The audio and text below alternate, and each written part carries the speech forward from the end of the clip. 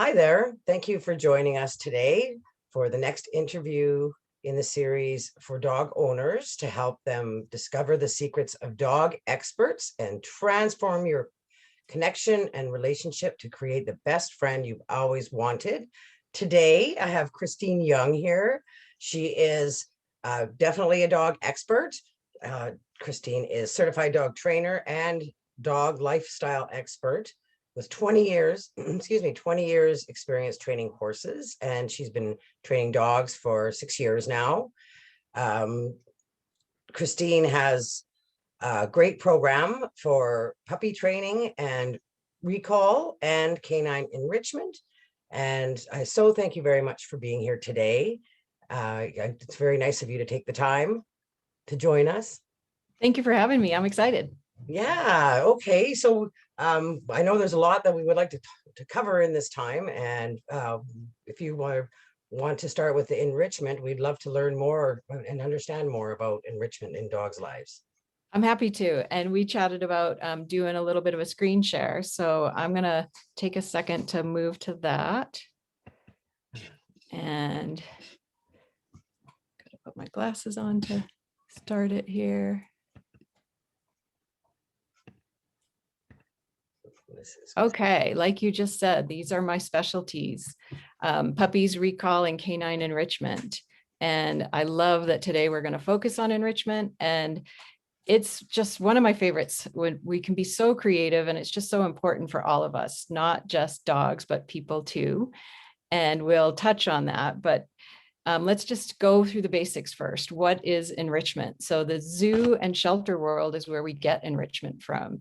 And environmental enrichment is a concept that describes how the environments of captive animals can be changed for the benefit of their inhabitants. And so I think of canine enrichment as things that engage our pups' senses and improves their both physical and mental well-being. And that mental well-being is so important. As we learn different enrichment options, we want to add small challenges and easy prizes. We want to make sure that we level up slowly and have the appropriate enrichment for the dog in front of us. So if we experiment and ease into it, you can find exactly what your dog needs. So many people who are new to enrichment tend to overwhelm the dogs and make things too complicated, and they think their dog doesn't like enrichment. And we're going to break down a little bit of the favorites that can show you how to level up. And again, it's such a creative way to play, feed, relax, treasure hunt, and train and condition your dogs. When we engage in their instinctual behavior, this is the thing that makes it so fantastic for them to be doing, for dogs to be a dog. If they're sniffing, foraging, playing, shredding, licking, chasing, and chewing, that's what they love doing. And when we provide ways for them to do it, it creates a deeper bond, problem-solving skills, a healthy outlet for their mental energy. It's a safe alternative that prevents nuisance behaviors. So if you provide these things, you're going to have less nuisance behaviors. And if you're doing regular engagement this way with your dogs, you'll see a sense of calmness afterwards often, and you can increase confidence. And again, all of this depends on the order we do it and the appropriate activities. So it's important to learn about it. It's fun, it looks pretty, and we can just get overwhelmed. So I want to really break it down into the steps that you need in order to find the activities that your dog loves. When we do this, we're activating the pleasure centers in their brain. This can alleviate boredom, build new levels of trust, and create some mutual understanding and realization that the best things come from us. So as trainers, we're just total nerds about engaging with our dogs. And the more that we get everybody doing the enrichment where we're involved too, not here's your thing and just leaving them with the enrichment, the more it's that teamwork. Would you like to share some of your favorites, Jody? Oh, yes. I love learning more ideas. I love to do things like fill the dog bed with a bunch of the dog's toys. And often I do it with their meal, but it can be done with treats too, and put the treats in there and let them sniff them out. Even the crate, I'll fill up the crate with toys, and they love it. It's a great way to make help your dog enjoy the crate. There's so many things, and just even, yeah, searching snuffle mats. We love snuffle mats. They like using their nose. Yes. And it's so important to have the appropriate enrichment at each stage of life. And it's so awesome that we have so many good breeders that are doing this for our puppies. And the reason why it's so important is they have a critical socialization period that can be up to 16 weeks for dogs. And it's a very short time that we can have the biggest impact on them. And I don't want to go off on a socializing tangent, but I want everyone to think of it as the Goldilocks effect. Not too little and not too much. What is that middle ground? And again, with enrichment, people can get excited and over provide. And it's important to do one new thing at a time. Find out if your dog likes that. And as we do this slow and steady from when they're very young, 3 and 4 weeks old, we can start introducing new things. And dogs that, if you're interested in breeders that share so much more about this, there's Puppy Culture and Avidog are two of the resources that you can go to find breeders that are very involved in all of the early stimulation that we can do in a order that really is helpful for our dogs. And when we do this, we make the biggest impact on them compared to after 16 weeks. And when we're able to do it young, there's been studies that show us that they develop larger brains, they become more emotionally stable, and they create better memories. And so when you get your puppy home at 8 weeks old, really pay attention to the enrichment that you can provide for them and do it at their pace. And again, most people get too excited about it and over provide and overstimulate. And so find that middle ground. And we shared that I have a whole canine enrichment guide that people can have 40 pages of figuring out how to do some of this. Awesome.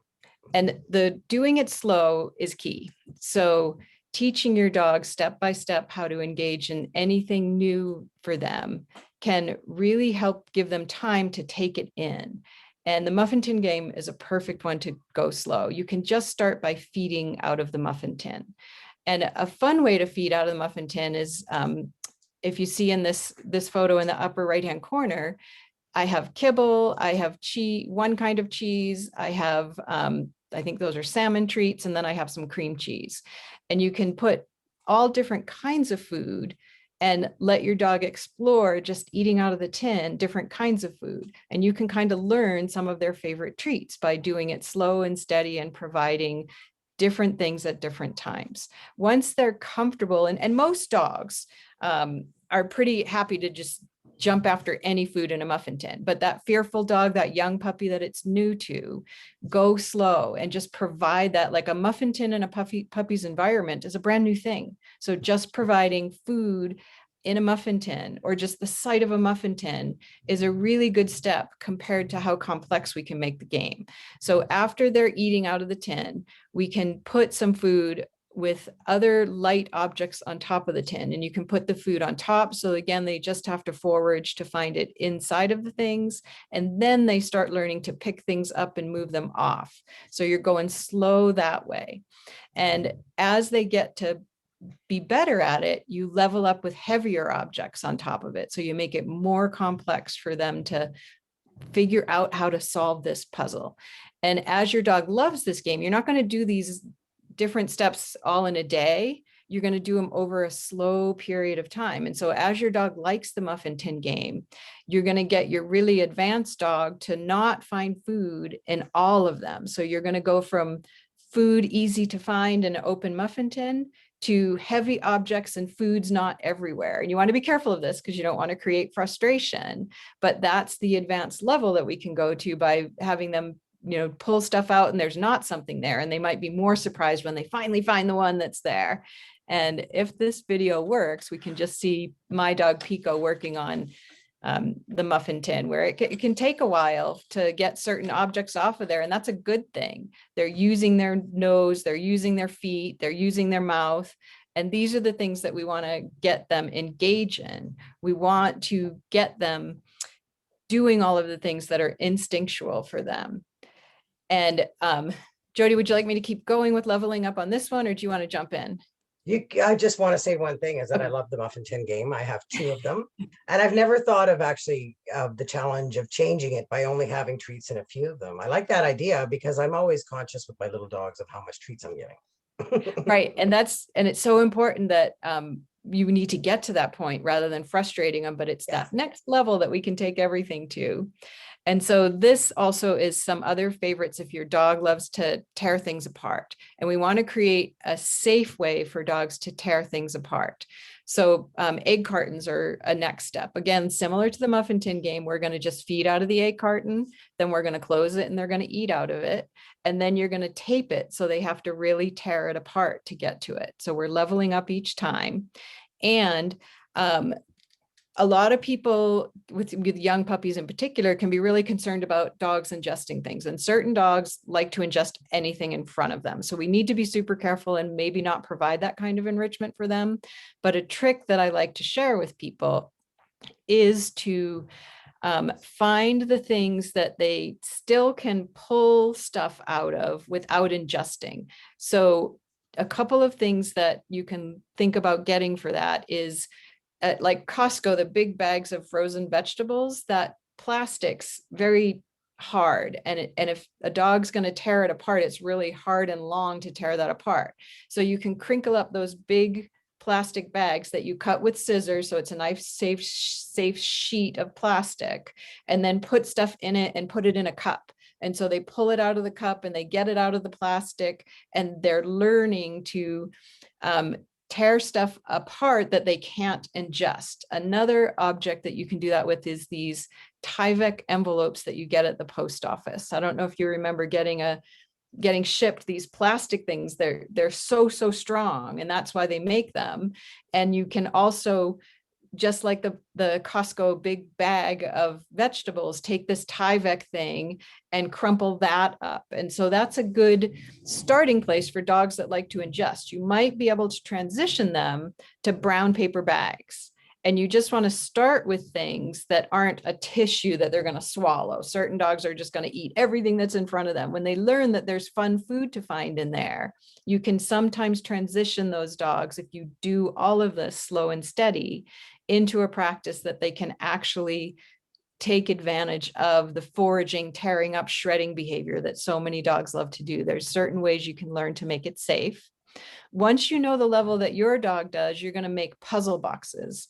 And so again, leveling up, you want to do these small puzzles that you figure out certain things that they love to do. There's so many cool puzzle toys that we can buy at the store. But if you have stuff at home, what I love about enrichment is how creative we can get with it. So you can take some of your toys and put them in a box. You can take boxes within boxes. You can take an old t-shirt and wrap stuff up in it. And for my dog, there's a video in the Canine Enrichment Guide that you can link to, and puzzle boxes like this take him 20 minutes to go through, and just learning how to open that big box. And again, you don't want to leave your dog alone for 20 minutes with this. I love to do it when I got to get some computer work done, and I provide him that box where I can still see and hear what he's doing. So we want to do it safe, but it's amazing what you can do if you find the right enrichment activities for them that can take lots of time. If it's rainy and you can't go for a walk, this is a perfect activity to provide for them. And then frozen and long-lasting chews are the other ones that I love for conditioning containment. And before I jump into this, would you like to share any more on the previous ones? I don't think so. You've made me, I know my dogs like to shred, so a couple of them in particular, and maybe given lots of ideas and different things to try. No, I love it. It's great. I hope people watching are going to do it. I hope dog owners are going to try these games, and very excited to hear about Frozen. Frozen is a great topic Okay, so for the frozen and long-lasting chews is something that I think most dog trainers do this so that we have slower meal consumption for our dogs. And there's so many benefits from that. And there's so many ways to level up in this. And because we only have a short amount of time, I'm going to just get you inspired here. But the enrichment guide has a breakdown of all of this and how you can take a dog, even dogs that don't like frozen enrichment as much. You can do some dry enrichment. This is a topple toy here, and it's one of my favorite to, in the middle of the photo here is the green and blue topple toys. And they're one of my favorites to stuff. And you can put dry treats at the bottom. and or you can do a little bit of frozen at the bottom, then dry kibble on top and a little bit of frozen on top. And again, it will take some time to do this, but if your dog doesn't like frozen, you can go dry to a little bit of frozen to dry so that you're conditioning them into liking frozen.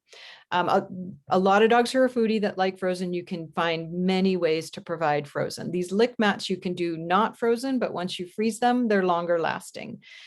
Having stuff in the freezer in all different containers that you can just pull out for your dog to have. You've turned a 2-minute meal time into a 15-minute meal time, depending on how you're providing that.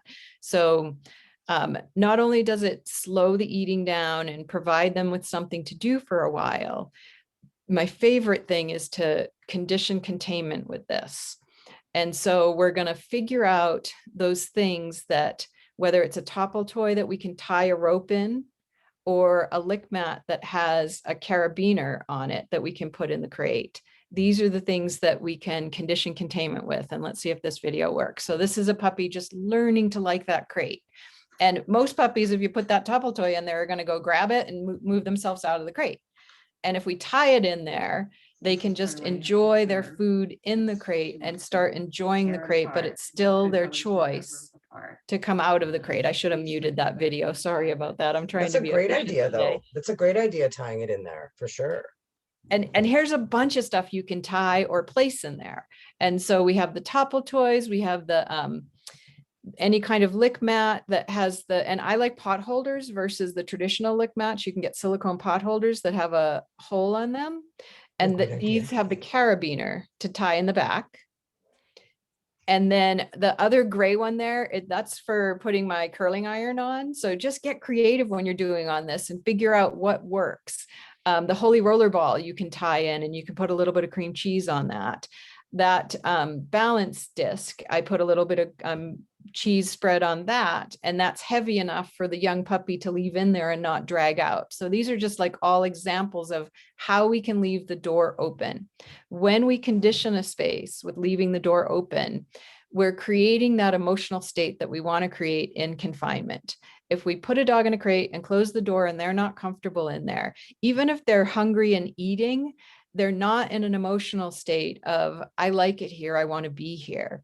When you do it this way, it's their choice to go in there. And so they can, if they're a little too concerned about that containment, whether it's an X pen or a smaller crate, they can go in and have a little and move themselves out. Knowing they can move themselves out is what creates the emotional response of, hey, it's not bad in here.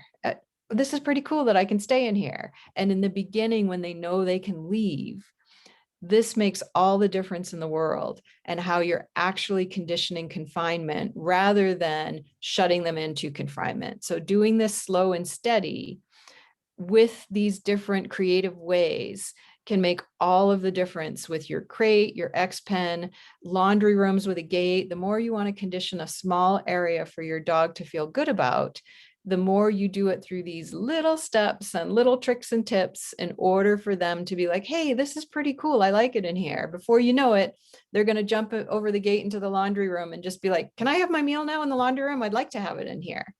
And so these are, this is part of why I like frozen enrichment so much, because you can really get a lot of time in there. But you don't have to start with the big meal of a topple. You can start with a little bit of cheese on something that they have just a little taste of something good in there for that small amount of time. Would you like to chat any bit about that, or do you want me to I go was just going to say, yeah, because once once the puppy or the dog gets used to going in there and those good feelings, the more those good feelings about it happen, the more any other bad feelings go away, and they learn to just love it in such a fun way. That's a great, I love the idea of tying something, because you're right, very often they will go in and take something out if they don't like it. They're not used to it. Right. That's the key. Tied in, door open. You won't have to leave that door open for very long, because you've done this 3 to 5 times with the door open, and you're providing more and more for them to consume in there tied in. And pretty soon they're relaxed and they're going, hey, it's pretty awesome to be in here. And then you slowly start closing the door and you back it up. You know, it's ping ponging with all of the stuff that we're teaching our dogs when we split behavior into the smallest pieces and get success that way. we have to go slow to go fast. And it's amazing how this can happen. It's fun. I know I've definitely used, with lots of dogs, we've used peanut butter. But Yep. quite Yep. often, unfortunately, a lot of times it was, with the rescue and stuff, it was to get the dog to go in nicely and things like that. Not the same conditioning. So, but I see it's a really good, I love it. That's a great idea. So the other thing that I want people to think about, the food puzzles and all of the cool food things that we do, there's so many enriching ways and creative ways we can do that for problem solving, but enrichment goes so far beyond food. And there's so many activities that we can do that are so enriching for our dogs. And so parkour is one of the things that my dog loves. And just when you're walking by a kid's playground, getting them up on the objects in there, if you have some treats in your pocket, is such a great way to lure them into balancing and using their body and challenging them. On another hike, these two benches were next to each other, and getting Pico to balance between those two things. Again, he loves it and he's a more advanced dog, but I want you to be thinking about every object in the environment as something to interact with your dog, so that it's challenging and exciting for both of you. And exposing your dog to more, and not being afraid to go near things and objects. I love benches. I always, come on, get up on this bench. Yep, things to hop up on. And a couple other things, let's brainstorm, where like flirt poles are things that you can use if your dog likes to chase things. Yes. Going on a sniffari is another one of my favorite things to take a dog on. Is so you want a long line and a harness, and allowing them to sniff on the walk. And that is, for most dogs, much more exciting than giving them food. Getting out to read the environment, see what's happened, taking them to new environments to sniffari in, is one of the most enriching things that we can do for our dogs. And this little puppy here is learning how to swim, taking them to new activities that they would enjoy doing. And again, with swimming, we got to make sure they do enjoy it. And some dogs are naturals and some aren't. And so the slower we provide the training for it and figure out if it's something that they like, and with swimming in particular, if that's something that you want to do in your lifestyle, start at the creek and see if they're interested in splashing around at the creek. And I'm really lucky where I live, where I can go from the creek to the lagoon before I go to dog beach. I'm not going to go to dog beach at high tide with a young dog that's never been exposed to water. I'm going to go to the creek. And if they like that, I'll take them to the lagoon. And if they like that, I'll go to dog beach at low tide, middle of the day, when there's as few dogs around there as possible. So again, the more we split these activities into the ideal environments that are slow and steady, the more we get them enjoying it and not overstimulating, not overwhelming, not scaring them the first time. We just take it super slow and provide choices for them. And reading your dog, as you go. If you have to step back a bit, just step back a bit and start over at a bit of a different angle. Being patient with your dog, working with your dog. Yes. And as we started, like, part of why enrichment is so exciting to me is it's exciting for people and dogs. And what's so enriching for me is to do stuff with all of my dog nerd friends in particular. We're so into doing stuff together with our dogs. And the more that we schedule and do that stuff together with our dogs, the more we do it. So finding the right people to schedule doing this with is super exciting. I'm traveling now, and I'm in a hotel in Lake Tahoe to be at dog camp, at the Wild Blue Dog Camp. And we have all of these amazing activities to do with these amazing people that come year after year. And it's so inspiring to have that community of people to do it with. And whether it's dog camp, your friends that you go walking with your dog with, or as you get more and more into training, finding friends that are into training. And a new thing that the enrichment guide, that's a free download for anyone to have. My friend Laura and I, in the bottom corner here, we created it together, and we also created the dog lovers community together in Clubhouse. So if any of you are new to the app Clubhouse, send me you can get a hold of me, and I can give you a link to figure out how to get in there. I'm sure Jody will attach all of the stuff for that. But she and I've been in Clubhouse for a while. It's new for her. And it's an audio app where we can learn together. And Laura and I created the largest, fastest growing pet industry club in there. And we do so many stuff, so many things together. And I teach my recall beginner class in Clubhouse. And it's so fun to have this community of people that show up over and over again and come back every week and have this opportunity to do stuff with together. That accountability buddy, the people that you're excited to see with your dog, is just as enriching for us as it is for them.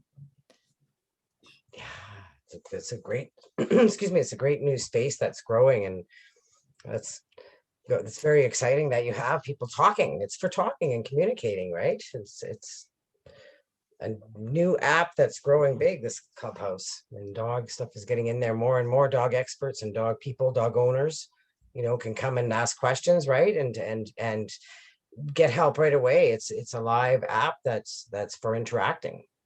And it's really cool how the industry as a whole is all together there. And so in our club, we have veterinarians sharing, and nutritionists and groomers and sport people and trainers of all type. And it's just so fascinating to have all of this stuff in one place together. And we're all working together to share that information and learn more together. It's incredible. It sounds awesome. I'm gonna have to check it out for sure. Oh, I thought I turned that on. Sorry about that. That's yeah. okay. So and you've included a download for you've got this your enrichment programs. Is that The enrichment guide. The enrichment guide. It's a huge enrichment guide. It's not one page. It has all the safety concerns. It has enrichment that's beyond food enrichment. It has, what's most important, I think, in the guide is two things: the inspiration of, ooh, I want to try that. So all the cool photos of, ooh, I want to try that one, but taking the time to read the directions. And even though if you look at some photo and you're like, I can do that, if you're new to it, take the time to read the directions and do it step by step, at least the first time, because that way you're slowly seeing what you and your dog are interested in doing, and you're getting success, and you're getting those small little successes so that it becomes something that you both want to do. And you can get so creative on your own with stuff that you have around the house. And as you start learning concepts of what your dog loves, what those instinctual behaviors are for them that they're really into, and each, they can be breed specific. And so if your dog loves to chase, getting a flirt pole and playing chase games with them are so enriching. Yes. Oh, my other thing that I like to do is pylons. I'm good at pylons. Dogs to go around things. They're just, pylons are fun.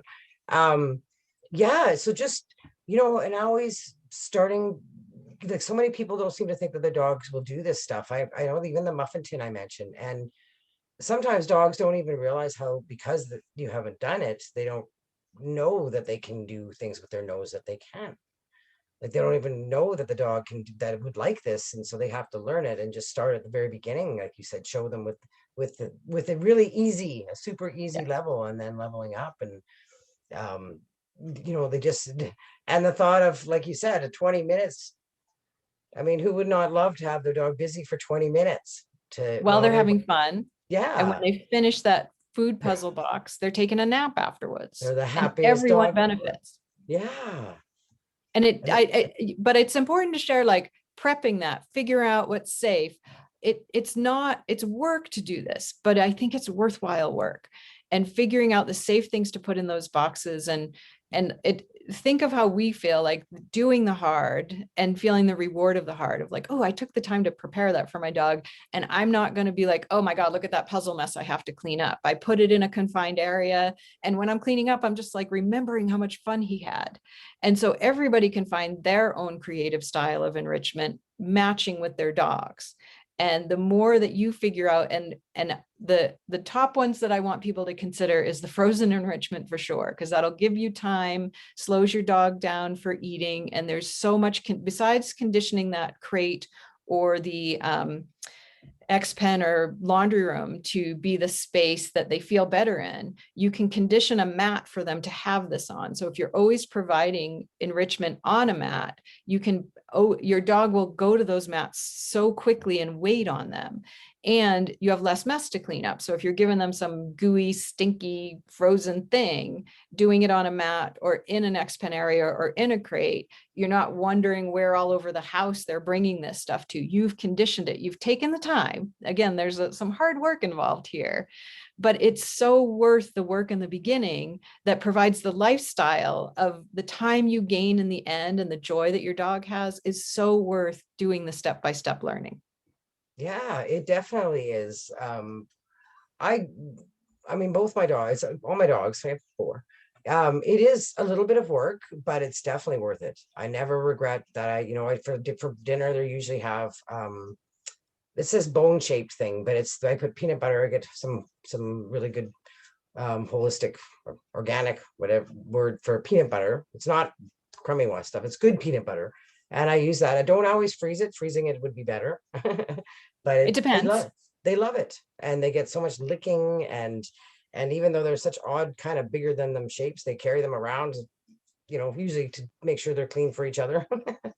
And peanut butter, let's make sure everybody knows not to get peanut butter with xylitol and all of Yeah. these safety concerns where if you're brand new to enrichment and you're brand new to trying exciting new foods, make sure you get my enrichment guide and make sure you get on Google and say, is this safe for my dog? So Yeah, learn the little things that make a difference to make sure it's safe. absolutely. Peanut butter is one. Well, I definitely thought about it because I do tend to use it so much now. Mhm. And that I want to make sure for sure we have. It's you gotta mix it. It's a good brand, a good kind of peanut butter, and way better than Right, there's right. you A can get good some. quality with no xylitol Yeah. compared to there's some crappy foods. And that again, with like doing frozen enrichment and doing more home cooked foods in your frozen enrichment, these are the little steps that create a healthier and healthier dog. Once you start, and you can start enrichment frozen with kibble, but then I encourage people to add those home cooked food in and learn the safe ones. And potentially a lot of my clients transition into home cooked, whether they do it themselves or there's so many good home cooked variety foods that you can buy nowadays that are frozen that you can put in your freezer. And there's so many things that as you get more into this, you can create a safer, happier, healthier dog. And I don't like to cook, but I love figuring out what I can do for my dog. And I take the time to do that. And I just think it's so interesting that I'm more into cooking for my dog than myself. Yes, I honestly, I'm sure my husband would say that about me. I'm always more worried about what they have, and um, I one of my one favorite thing that I use because I do a lot of training is tuna treats. So I make a Oh, tuna yes. with whole wheat flour, tuna, eggs, and I add turmeric. And I do the turmeric seems to do something that they'd like it even more because I've people I know do this, and I'm the only one that puts the turmeric in, and I've seen so many dogs just seem to prefer it. So Oh, that's so uh, interesting. yeah, adding the turmeric, but it's kind of like a kryptonite. Like it's because it's so smelly.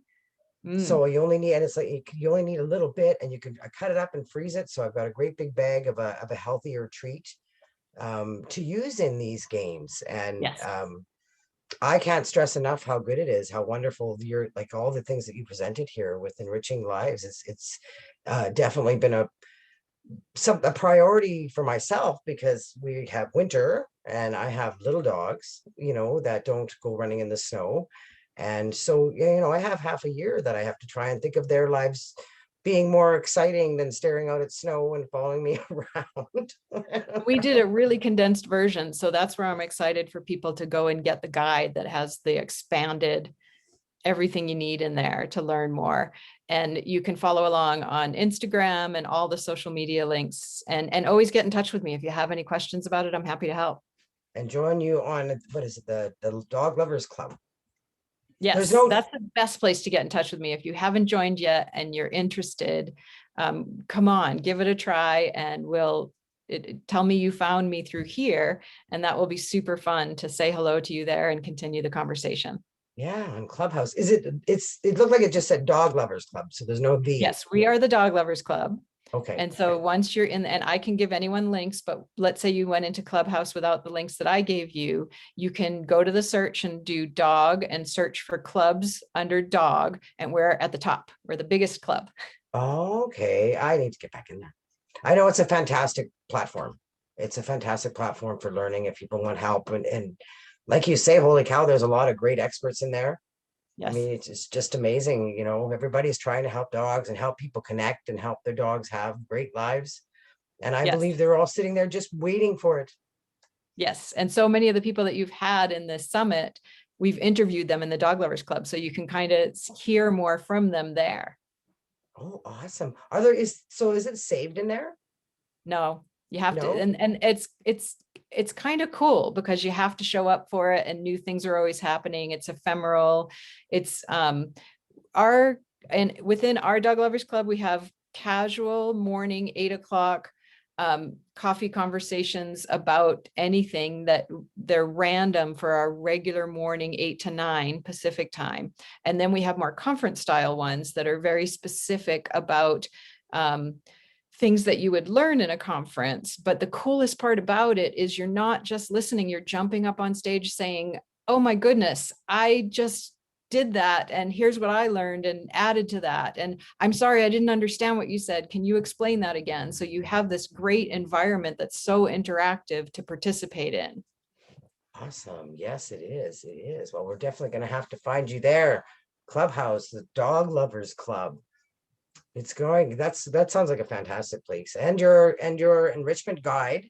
Please, everybody, go in there and take this free gift that Christina's giving. It's a great gift to take a look and help your dog and make your lives so much better together.